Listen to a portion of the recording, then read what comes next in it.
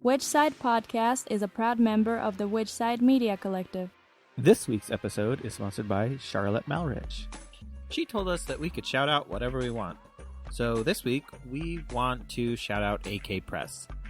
If you haven't been listening, or you've been under a rock, AK Press recently had a lot of damage due to a fire. Yeah, in their building, 2 people lost their lives, unfortunately, in that fire. And so, along with helping AK Press, they have a fund, and they're trying to help their neighbors, some other businesses that were affected in the building. And so, you should totally go and donate. Donate, buy a book even, helps them. Be a friend of AK Press if you're not already a friend. Do whatever you can. They really need you at this time. So go support AK Press and let them know, hey, I heard about what's going on which side. If you'd like to sponsor an episode, all we ask is that you donate at least $10. That's about how much it costs us to make each episode, so that's all that we ask from you. Go to whichsidepodcast.com, click donate. Early in the morning before anybody else, just so I can see who's asleep. Wanted the yellow tracksuit with the black stripe down the side, just like Bruce Lee. Nunchucks in the middle, daydreaming that I could fight, just like Bruce Lee. 135 pound, 570. This is episode 127. Yeah, we talk with Stic.man from Dead Prez. I love this talking to him. I was kind of giddy about doing the whole interview, so I hope that doesn't come across. I tried to rein that in a little bit, but I loved it. I hope you guys love it too. What news and events do we have going on this week? I'll be out of town. Yeah, I was planning on being out of town with you.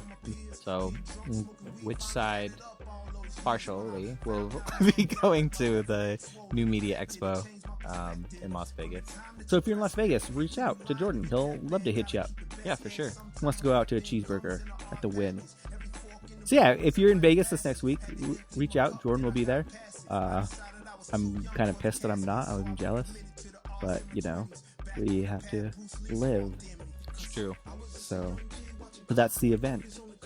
The event is that You're in Vegas. I'm in Vegas. So reach out. That sounds fine. And you should write a letter to a prisoner. Eric King actually needs a lot of support right now. Been saying that he hasn't been getting a lot of local support, so it definitely would be a person that I would recommend writing. Go to whichsidepodcast.com to get all the details. The slingshot this week. I know I'm going to pronounce this wrong, so I apologize. But on April 13th, 1919, was the Jallianwala Bagh Massacre, which was when the British massacred over 370 unarmed Indians. If you like these tidbits of history, we pull them out of the Slingshot Personal Organizer. You can get one yourself at almost all local info shops would have them. They're great, they're portable, and they support a good cause, which is the Slingshot Collective. If you don't have a local info shop, you can get one at an online info shop like AK Press. Who needs your support? Who needs your support anyway? So, you know, there you go. I sincerely hope you enjoy this episode. Which side are you on? Which side are you on? Which side are you on? Which side? Which side are you on? Which side are you on? Which side are you on? Which side are you on? Which side are you on?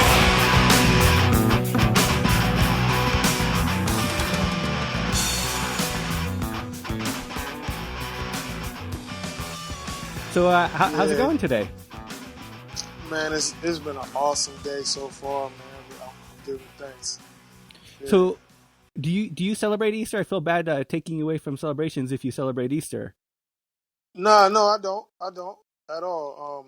I've been out, getting haircuts, and I went for a run this morning with an independent school with some kids. And yeah, it's been good. Do you do that run through your the organization you run? I think it's the RGB Fitness. RBG Fit Club. Excuse me, sorry. Yeah, man. Yeah, already reaching bigger goals. And it's just community work. We do a lot of different things through RBG Fit Club, but I'm also a RRCA certified running coach. And so I'm into yoga and martial arts and boxing too, but I'm certified in that. So I do a lot of running events, with in the communities and things like that. That's one of the things I struggle with really badly is actually getting out there and working out. I kind of have that horrible mindset. I'm vegan. I do enough, so fuck it. Yeah. So what kind of tips do you give people like me who are just like, I really only care about the animals in the earth and I don't really focus on myself at all? Right. Well, I think, my humble 2 cents on it would be to prioritize the animal that you are, and the environment of yourself, because you don't have that to take for granted. Just like the planet, and just like other beings, we all are significant, and a lot of people put their energy out on environment or animals or on the diet, but not on taking care of the physical temple, man. And there's maturity and development in that maintenance, that is helpful in the work that you do for other people. So, you know what I mean? If motivating yourself with your own health and fitness is not enough to get you going, then look at it as the better you take care of yourself, the more you can serve others. You know what I mean? And there's some secrets in that regular maintenance of just getting up and doing it that only doing it is gonna give it to you. You feel me? Yeah. Yeah. I used to be really good at it. 3 years ago, I did a half marathon, and then I haven't run since. Oh, right on. Yeah. Half marathon will do that to you. Yeah, man. But I try to look at fitness as part of my activism. You know what I mean? In my household, in myself, in my community, in the world. Because through fitness, we learn humility, we learn consistency, persistence, perseverance. We learn how to progressively reach goals, and it's a real healthy, tangible kind of way to help even the environment. We get to appreciate the different trails and roads and the things we see when we out there running and gunning.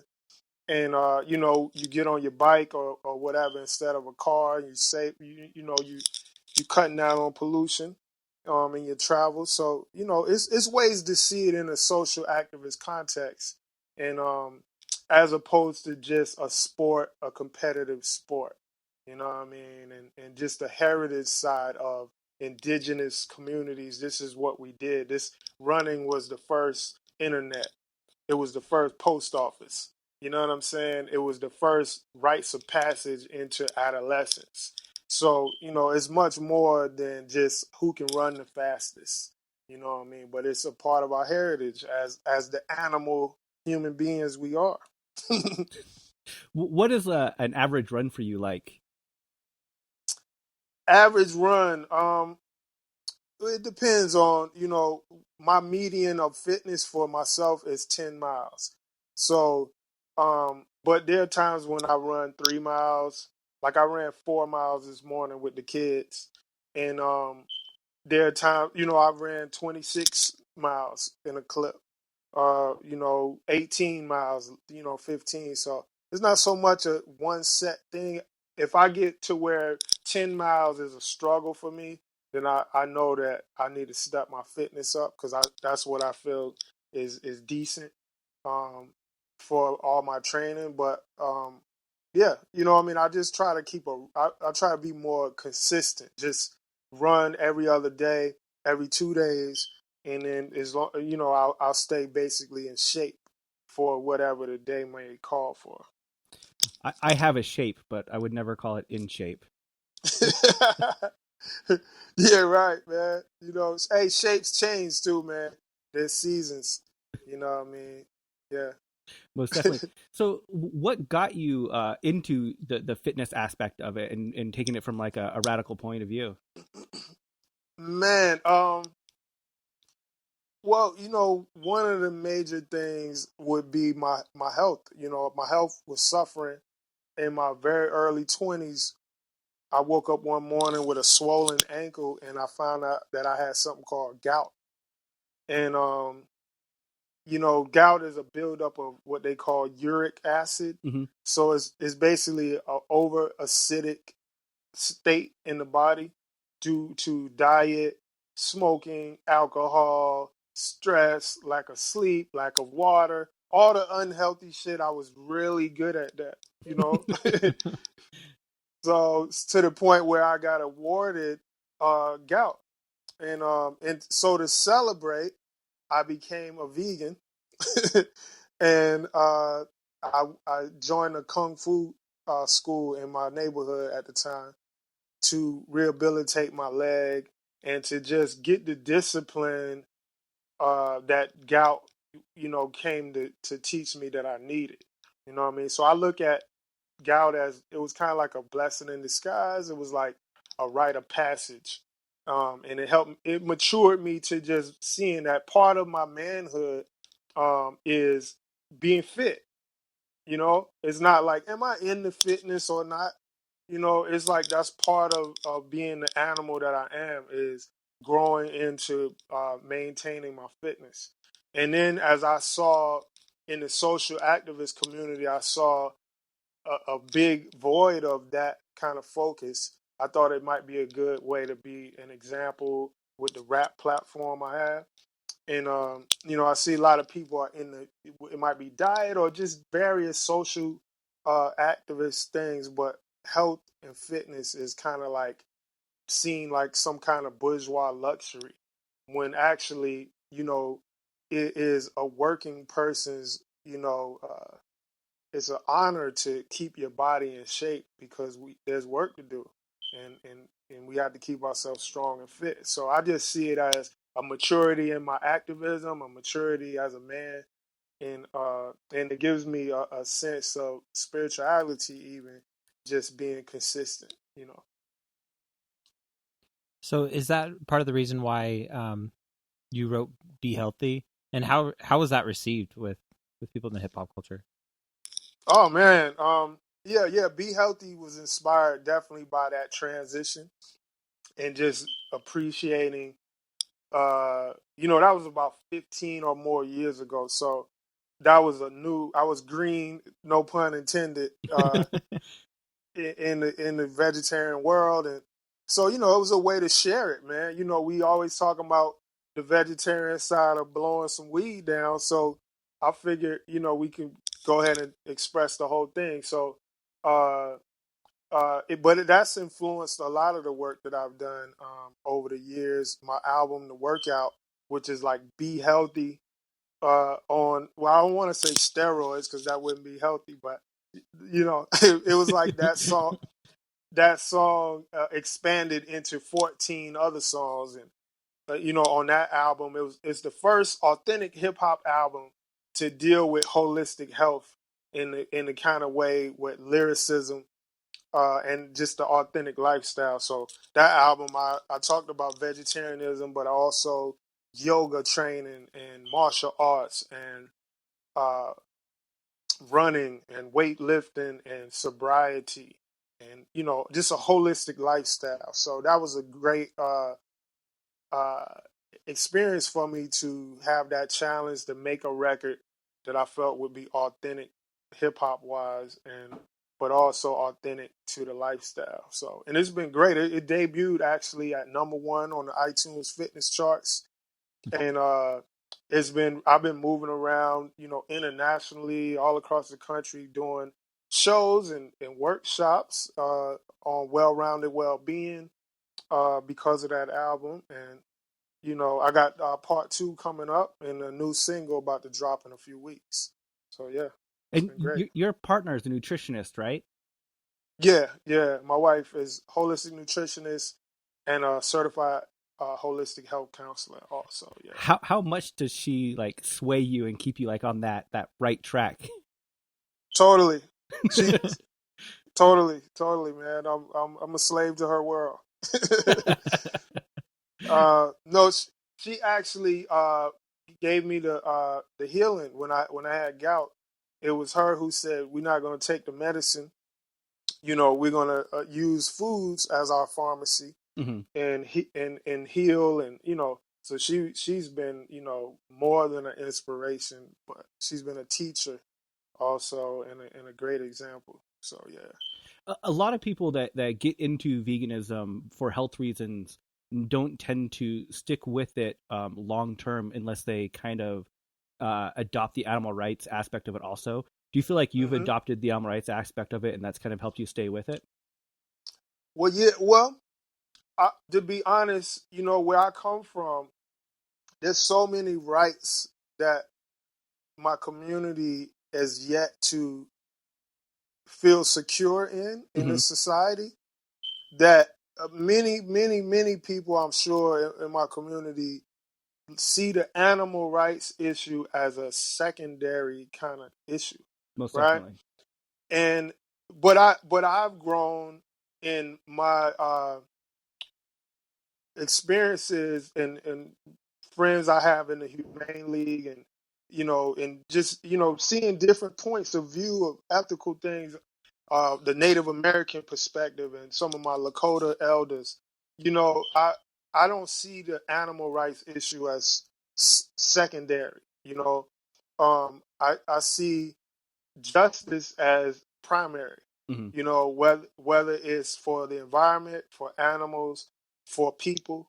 I think we have a duty to act in a compassionate way, towards ourselves, towards other beings, and towards our environment. That's how I see it. I respect that there are cultures that are not quote unquote vegan, right? Vegan is a kind of a new culture. But so my angle what I think people can do, even if they're not going to be vegan, is people can learn about how factory farming and how the cruelty to mass farmed animals and just the conditions they live in is unnecessary, right? So the whole fast food, the whole mass massacre of cows and chickens and things like that, I feel we can take a stand against that with our diet. And if we are, like many of the natives are fishermen and things like that, there's a harmony within nature, that there's a balance, that I think can be struck, but a lot, that's not what we live in this modern day society. You know what I mean? And so when I talk about the animal rights issues, I try not to be an extremist, because I understand everybody got to get in where they fit in to help and be compassionate. But I do think we can start, whoever you are, with saying, when I support KFC, when I support McDonald's and Taco Hell, and I like to say Crack Donald's and Murder King, when you're supporting them, that is completely unnecessary. And at least start there. And we can get all of our nutrients from plant sources for sure. But I respect the native culture. That the native people have not desecrated populations of animals. The indigenous cultures don't do that. They participate in nature in a way that's balanced. And I think if we're not going to do it like the indigenous do it, then we should, definitely embrace a plant-based 100% lifestyle, so that we can stop some of the unnecessary suffering through just corporate profit gains, And it's unhealthy, most of the shit that's out here anyway, For real. So I was reading about an incident that happened to you when you were in 10th grade. You had a rap song called "Black as I Can Get" and you were going to sing it for Black History Month. Yeah, you went way back with that one. Yeah. Did you want to kind of explain what happened there, and then also just was curious when you got started in rapping and what motivated you? Okay. Well, I got started in appreciating hip hop culture and MCing before that. In fact, my older brother, I might have been in 4th grade age. my brother is 8 years older than me. So he was, to me, he was cool incarnated. And, he would lift weights, and he would, brush his hair and had the waves, and he had the earring and everything that I thought being a young adult was what I wanted to be. So the day he came home with some records, and he was like, "Hey, this is hip hop." And he was like, "Listen to this." And it wasn't singing, you know what I mean? It wasn't jazz. It wasn't soul music. It was like people like us talking, but in rhymes. And he explained to me, that the DJ plays the records and makes them scratching noises, and the person talking is rapping. So he was like, "I'm going to be the DJ, and you going to be the rapper." Right? So when he told me that, I was like, bet. I know what my life purpose is now. You know what I mean?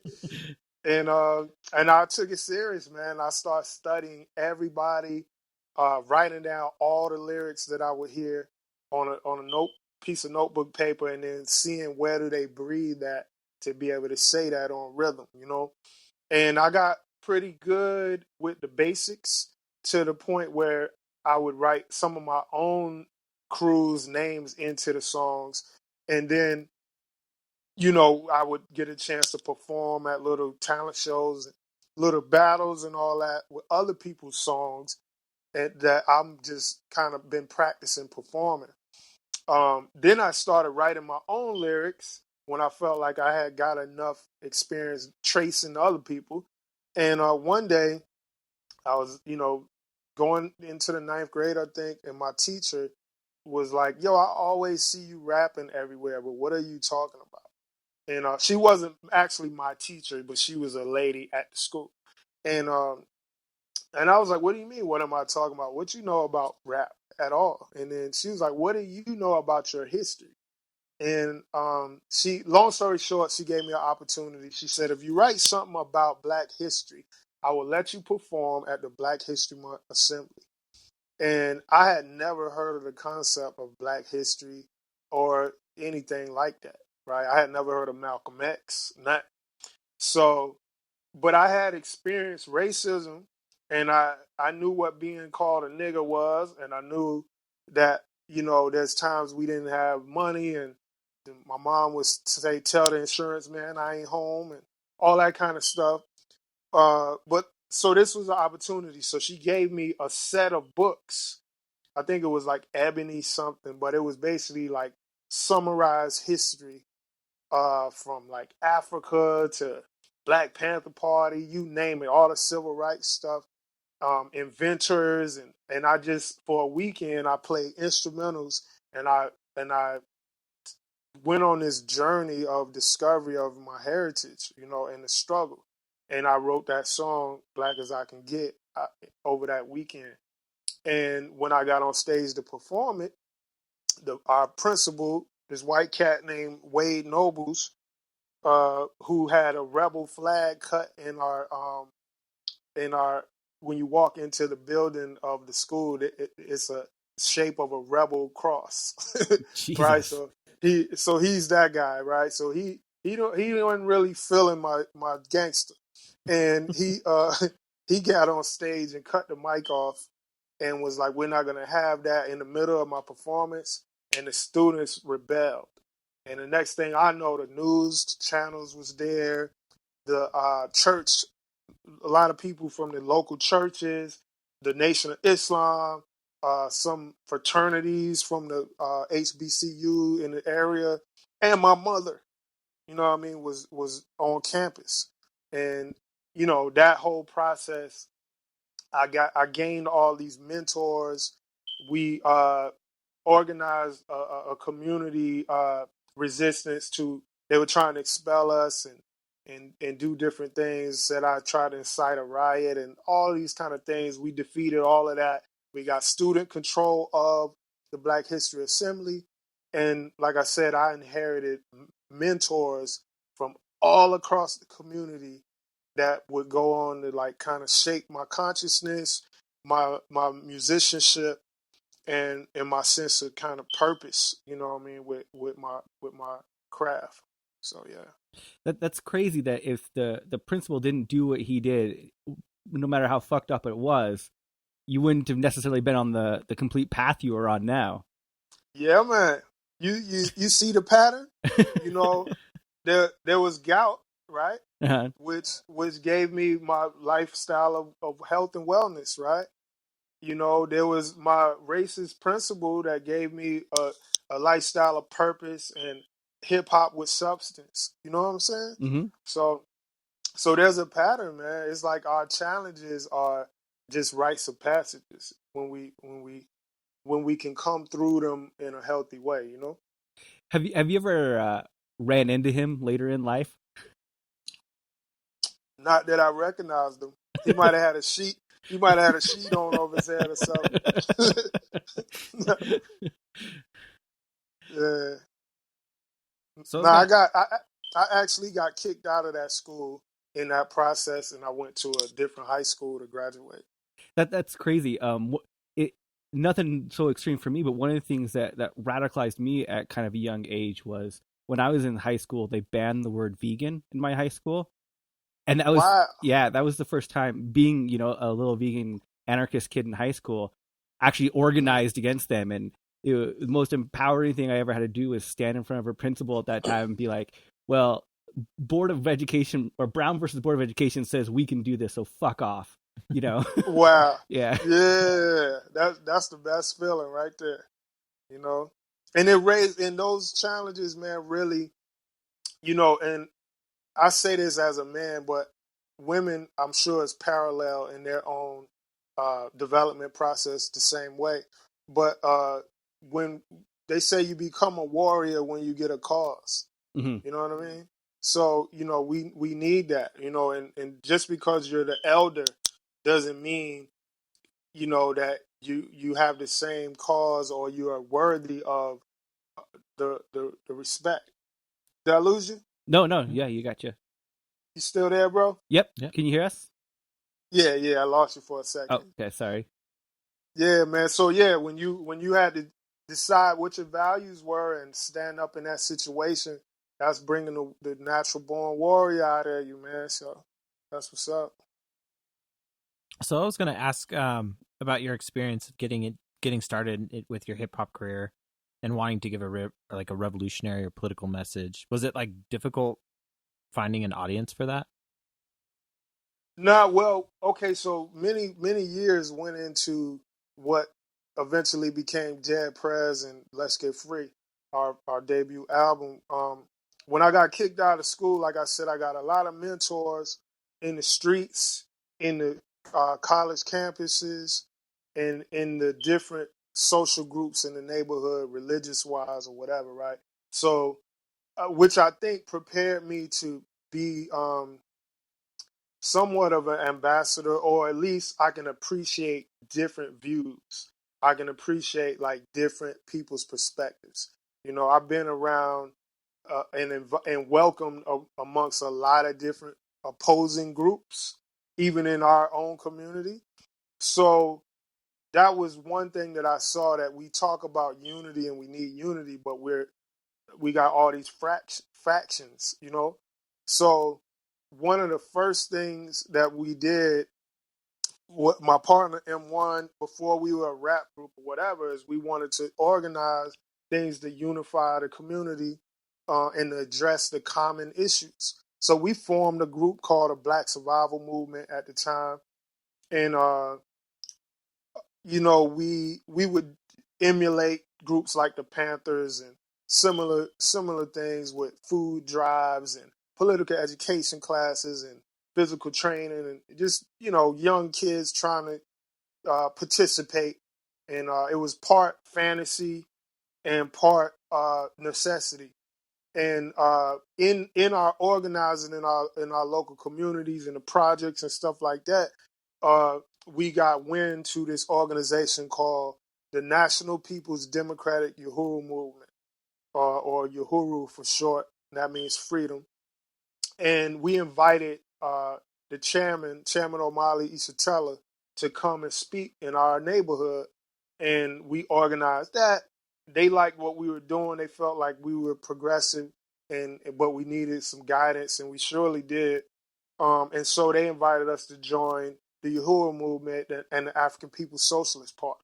And so for years, between Tallahassee, St. Petersburg, Florida, Chicago, Illinois, Oakland, California, we were basically trained in socialist politics, in community organizing, making newspapers, selling newspapers, doing security, holding political education classes, you name it. And we worked on Fred Hampton Jr.'s son's campaign to release him. He had been in prison for 9 years on trumped-up charges. So we got deep and dirty into the movement and built our friendship and our experience together as comrades in that work.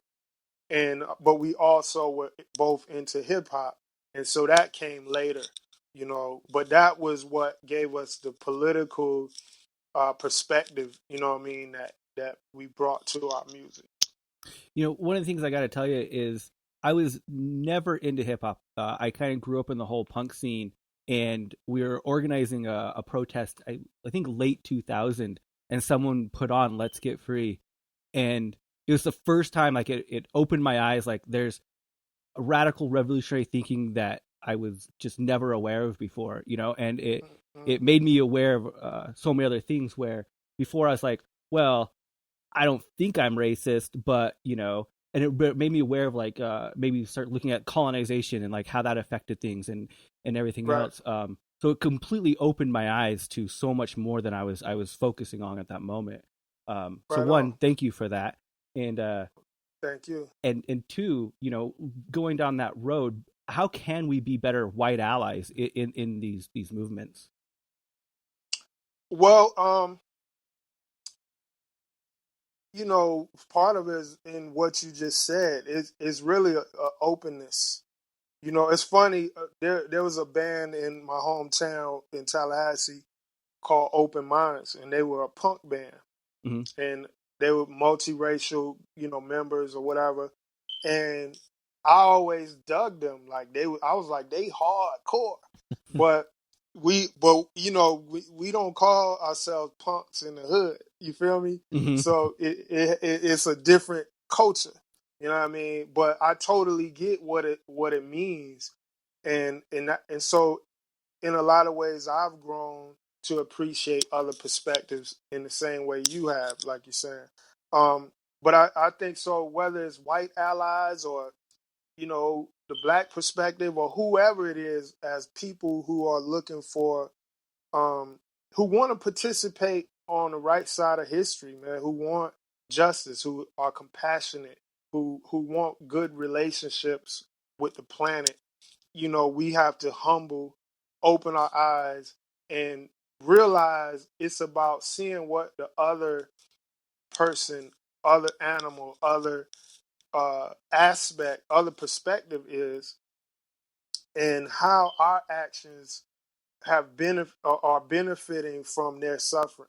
You know what I mean? And how we're interrelated, I guess, is the simplest way to say it. And so, certainly there's white privilege that has come out of the heritage of oppression and colonization on the planet. And there are plenty of white people who don't consider themselves, the oppressor or part of the racist belief system. But then there's an obligation to change the society, that is built up on that. And there's so many levels and chambers and ways that affects people. And not only do the black and brown, red and yellow community suffer, but the white community suffers too, with guilt, with lack of developing a spiritual compass. You know what I mean? And it don't do anybody any good except 1% of the super rich, you know? So I think we should see ourselves as less what are our differences, but start to understand what do we have in common. And we all want something to eat. we all appreciate shelter, and look how history has shaped how that's distributed, and it doesn't have to be a racial thing, but it's more of a heart thing.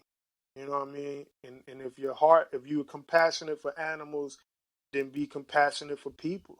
If you're compassionate for people, then be compassionate for all people, and then be active about it. You know what I mean? Mm-hmm. And be humble and listen. And the native people will tell you why they don't want Coca-Cola using all the water to make Coca-Cola and drying up the oceans. They'll tell you why, because their people have been stewards of nature for eons, you know what I mean? And here colonization comes destroying shit in 100 years, if you listen to indigenous wisdom, with humility, it's not trying to destroy white people or anybody else. It's trying to preserve natural order.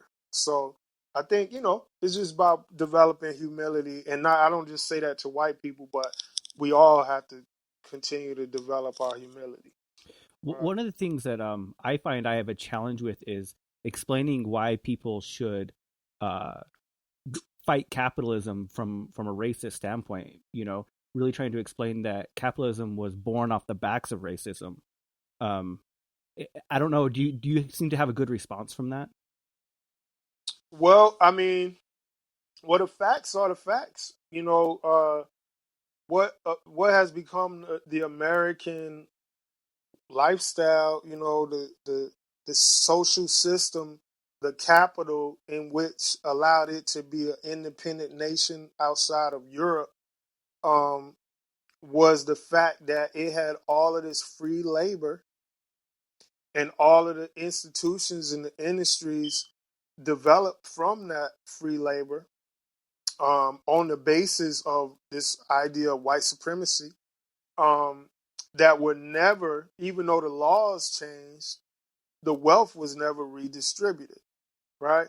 So the whole idea of slave labor just transformed itself into wage labor. Mm-hmm. You know what I mean? But it was still based on the idea that there's going to be a boss, overseer, master, owner at the top, and all of these workers working either for free or for miserable amounts compared to the profits that they're actually making. So that it's not just a racial thing, and even slavery wasn't even as much about race as it was about capital. Mm-hmm. And you know what I mean? But it's oversimplifying it to separate the racial aspect of why it worked, right? Because it polarized human beings against human beings based on skin color. And many of the people who benefited from it turn a blind eye. You know what I mean? And to this day, turn a blind eye. Mm-hmm. Like companies like Levi's, Strauss, that cotton makes denim.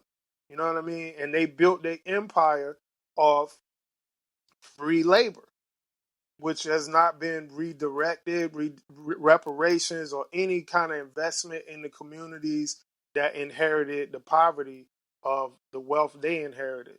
So that's just one example. Then all of the insurance companies, you name a big name insurance company or a bank that invested in insuring slaves if so many died on the boat, and all of these policies that they would take out, and they benefited off slavery. And to this day, that those families are still wealthy, and they pass that wealth along as if it was hard earned. And you know what I mean? And they look at the children of those slaves as they just not pulling themselves up by their bootstraps, and they, so that's why I think the healing process is still not even able to start, because you can't heal a condition when you're still contributing to what caused it, when you haven't stopped what's making them symptoms. Once you say, okay, I recognize this is wrong, apology starts it off, but you have to say, well, how can we really address the sins of the fathers so that the children can be free of that? And that's what the conflict in capitalism is always going to be, until that's addressed and resolved. Do you think that we have to abolish capitalism to really resolve these issues? My humble opinion is any system that is not a compassion, it doesn't come from compassion, it doesn't come from a sense of justice and fairness, is going to be corrupted. So I don't care what ism you call it. There's racism in Cuba. You know what I'm saying? Mm-hmm. There's, you know what I mean? Like, the Soviet Union was, super communist and all that, and mad racist to this day. You know what I mean? So it's so many other things other than just simplifying it into isms and political theories and whatnot. It's how people, is the real relationships that people have culturally, you know what I mean, that help people understand our real common ground. I think one of the most powerful cultural experiences that is doing that is hip hop. I really believe that hip hop is an example of a cultural identity that transcends race, sex, age, class, nationality, you name it. And people can express themselves. They can find a place. It's come as you are. You know what I mean? And hip hop has its own challenges, and we can list all that too.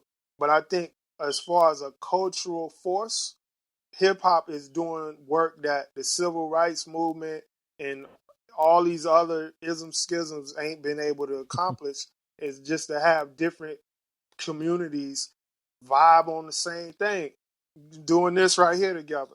You know what I'm saying? That's a start, because the shit that you feel that. You know what I mean? And that's where it goes. So I believe the solution is going to come from the heart, and eliminating all the isms, and coming up with something new. Do you feel like that just has to do with that people can rally around music more than like a written word, like an essay or a newspaper or something? Yeah, I think it touches more of the chakras. Mm-hmm. You know what I mean? Music is the word, because it's sound, right? And sound is just, when they say the word, it doesn't just mean verbal, right? It means conscious sound, right? Sound with consciousness. So music is gonna hit you here, it's gonna hit you here, it's gonna hit you where you moving, it's gonna bring up memories, it's gonna set the tone, it's gonna set the mood. It's a holistic communication. You know what I mean? Even if you don't speak the language, music, if it's a sad ass song or if it's happy. You know what I mean? That's the universality of music. Mm-hmm. And so it's a part of our spiritual nature. You know what I mean? Is to why, like, if you think about all the scientists who say everything can be reduced and calculated, and it has reason and logic and all that, and you say, well, what function does music serve, as far as food, clothes, and shelter, right? Man has said, the only thing necessary in nature is just survival and all that. But then you have beauty, you have music, you have all of these quote unquote it doesn't supposed to matter, right? But we do it, you know what I mean? And we all understand this language, and there's so many levels of sophistication and skill in the craft itself, and it changes lives. You know, why do we have that if it's not to help our relationships? If it's not to help us have a connection, help us communicate and be compassionate and understand emotions. You know, imagine watching a film with no music. You know what I mean? And you know, you don't feel it's whatever, right? You're just watching pictures. You know, but when you put the music to it, now the pictures have emotion. And emotion connects to what? The heart, where we all connect at. So, you know, music is not just some bourgeois luxury. You know, music is a part of our universal brotherhood and sisterhood, and being able to feel where each other is coming from. And I think that's really important when you're talking about community, you know, is to be able to really feel in your heart and my heart where we both are coming from. Have you ever had an experience with fans that got to know your music by chance and told you that it helped them or changed their life in any way? Man, yes, I do, man. We've that's been one of the highlights of just doing what we do, is getting the feedback that people say, yo, man, you know, that way of life joint, man, I started taking kung fu or karate, or somebody's like, I heard Sober Soldier and I stopped smoking, you know, or just, you know, like what you just said, you know, maybe some things that you hadn't thought about from a certain perspective, now you could relate to it, you know. You know, we hear that um, a lot, you know, and that's our Grammy, you know what I'm saying? That's our award for the music, is that it's touching people and it's making people see that we are together. We do relate. We are relatives. We are a community. We might not look like the stereotypes, but the tribe who gives a fuck is out there. And when it resonates in you, like Bob Marley say, who feels it knows, you know. And so that's been a blessing to see that across the map, in all cultures, all kind of languages, all classes of people. We do have a lot in common. So that's what's up. Have you ever had like one of those that just have stuck with you? Like you always remember, like, you know, that one person story?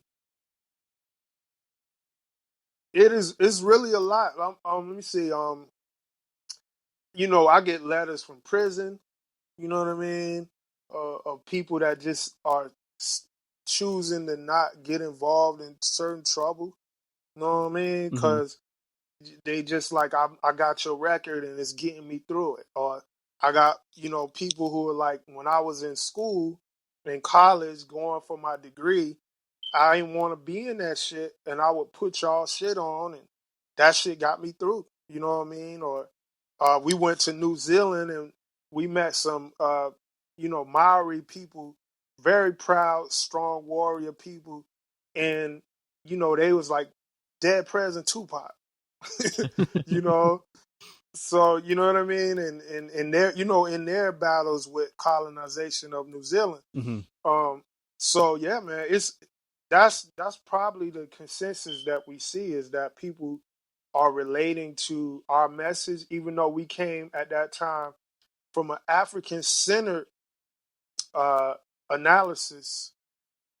It was great to meet people who didn't feel like we were trying to say there was a supremacy or we're better than you or whatever, but more like people got the point. And like some of my Mexican brothers, they say, when I heard I'm an African, it made me proud of being Mexican. You know, it made me want to find out who was the Cesar Chavez to the Huey Newtons, you know what I mean? And who was the Brown Berets, you know, and the Young Lord Party to the Black Panther Party, you know. So I've seen that people don't necessarily take it like this isn't for you because we're proud to be African. but this is about respecting who you are and having the rights and justice that you deserve. You know, one of the things you brought up is that you get letters from prisoners, and one of the things we're always pushing is prisoner support and pushing the abolition of the prison movement. Have you ever done any work on that aspect of things?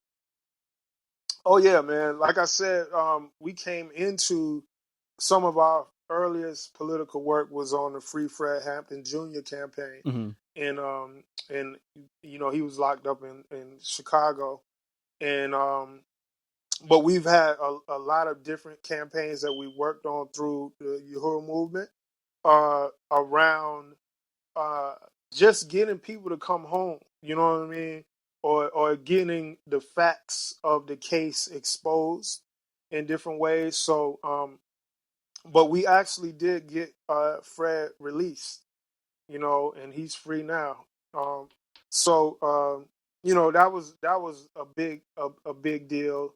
I was just speaking with some of the members from Free Mumia campaign because Mumia is in ICU. He's a diabetic, and he's been lacking medical care that he needs. And so there's a big campaign now to talk about, you know, medical rights for prisoners.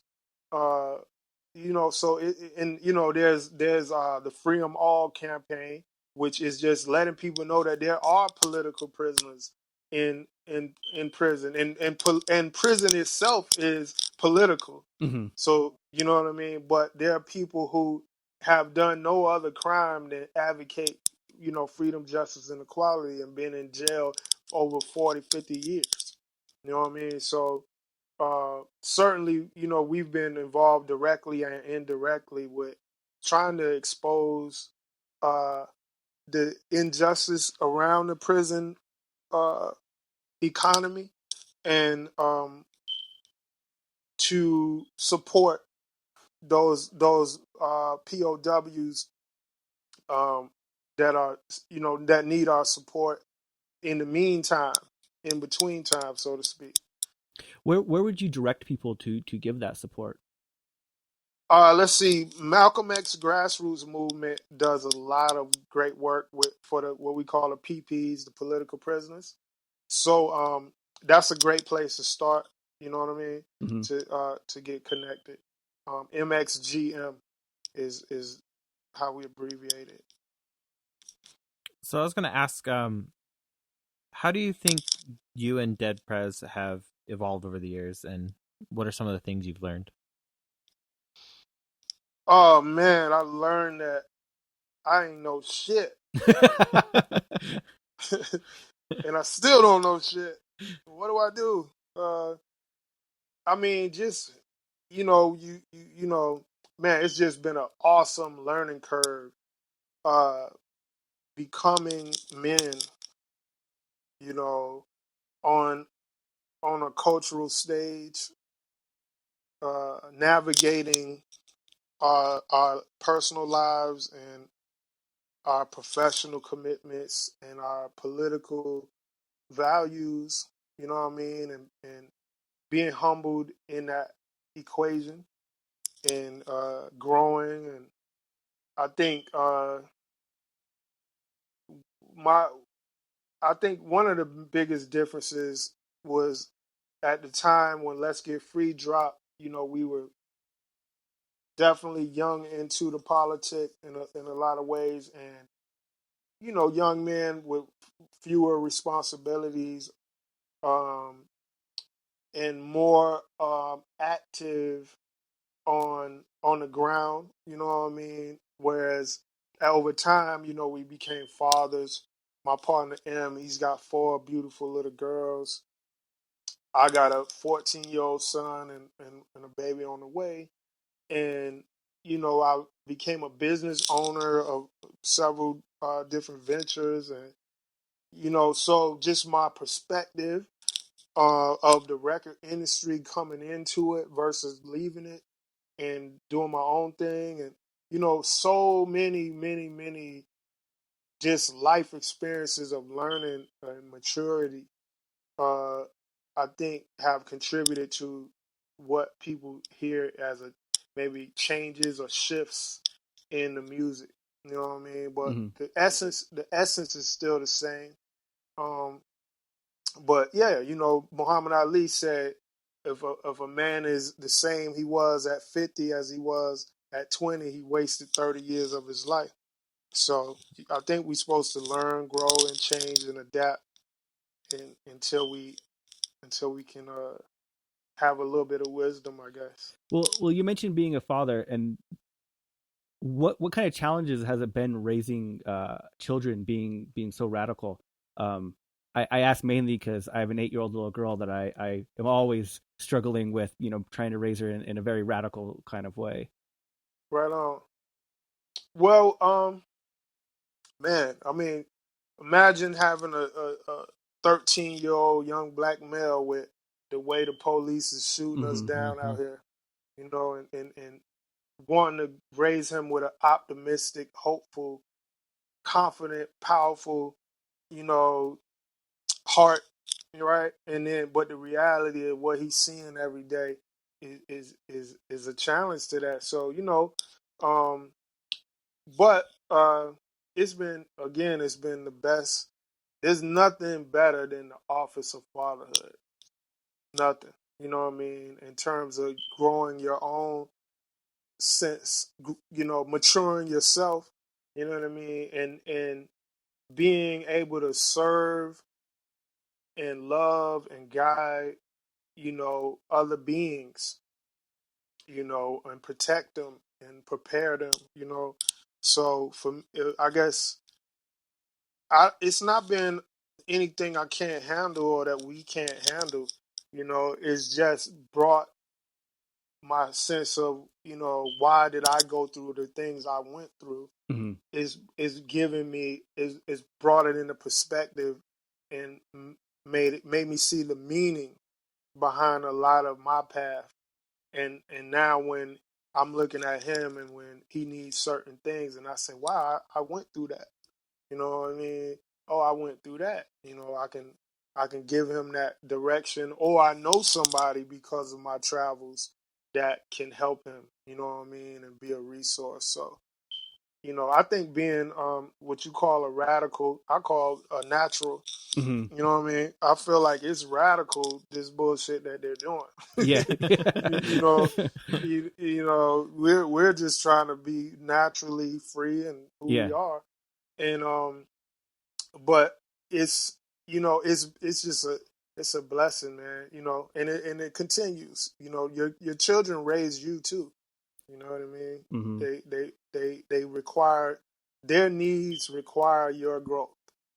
So where can people follow your work and see what you're doing and support you?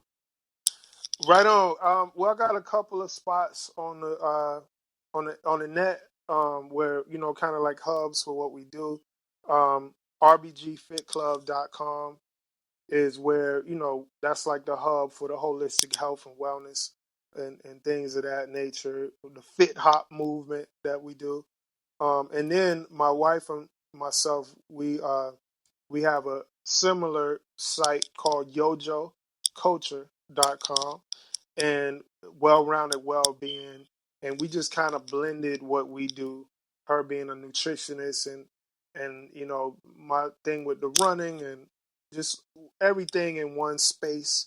We just felt like there's too much separation, and if it's health and fitness, it's over here. If it's community activism, it's over there. And, we said, Yojo culture is all there. And Yojo is a word that means holistic regimen. So having a lifestyle that's holistic. And so we want to grow that into a space and a place that people can see that activism must be holistic. And just as much as community activism and helping others is a part of our work, so is self-development, right? And finding your purpose, so is loving relationships, so is natural health and fitness, so is managing finances and being resourceful. All the aspects of living life require our activism. And so that's kind of like our hub, yojoculture.com, is kind of like where we offer our experiences, some of our expertise, curated content and events and, new books and music and different things. So this is a holistic platform for living an active lifestyle.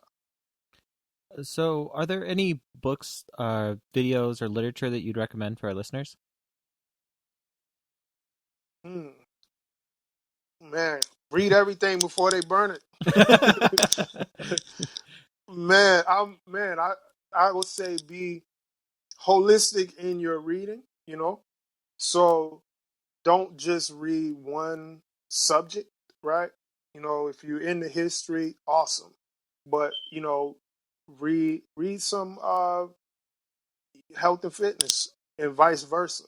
You know what I mean? Read some financial periodicals and understand how banks work. You know what I mean? Like, basically set yourself up for if you were in college, take a well-rounded group of courses. You know what I mean? Not just focus in on one thing. Because you'll be in that way, you're able to see connections. You know what I mean? When you're reading about how an engine works in a car, and then you study how a garden works, Mm-hmm.